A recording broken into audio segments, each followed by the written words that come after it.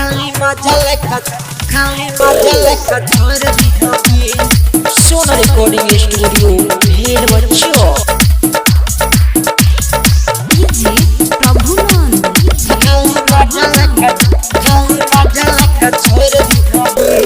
चहरिया कहियो हो भाई रे दीह नहीं दी।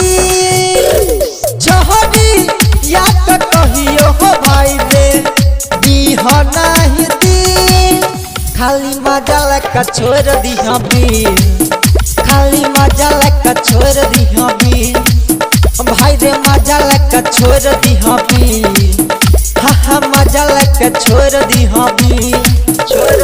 चहरिया कहियो हो भाई रे दीह नहीं दी। चहरिया कहियो हो भाई रे दीह नहीं दी। खाली मजा लेकर छोड़ दी हमें। खाली मजा लेकर छोड़ दी हमें। भाई रे मजा लेकर छोड़ दी हमें।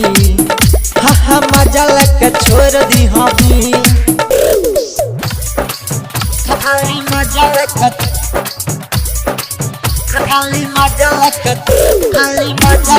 छोड़ दी हमें। खाली मजा लेकर छोड़ दी हमें। सोना रिकॉर्डिंग स्टूडियो भेड़ बच्चों। खाली मजा लेकर छोड़ दी हमें। छोड़ी सबका चल यही है फोन करके बुलाएगा।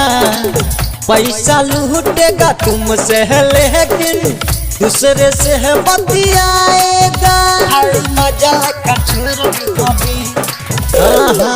छोड़ी सबका चल यही है फोन करके बुलाएगा। पैसा लूटेगा तुमसे लेकिन दूसरे से बतियाएगा।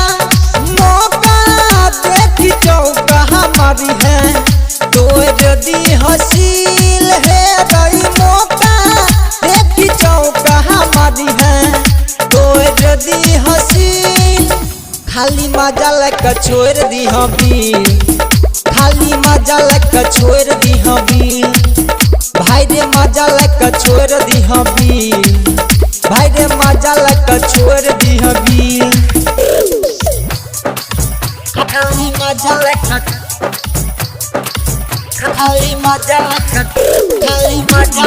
छोड़ दी हमें। खाली मजा लेकर छोड़ दी हमें।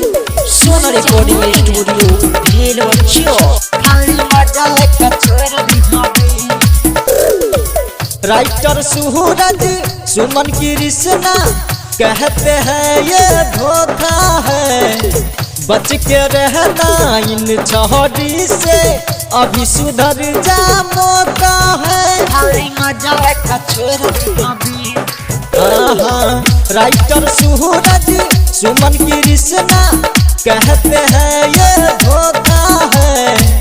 बच के रहना इन छोड़ी से अभी सुधर जा मौका है। आशिक नियत पागल हुई है देखी कालती। आशिक नियत पागल हुई है देखी कालती। खाली मजा लेकर छोड़ दी हमें। रे मजा लेकर छोड़ दी हमें।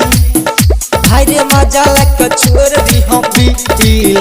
रे मजा लेकर छोड़ दी हमें। सोना रिकॉर्डिंग स्टूडियो भेड़ बच्चों।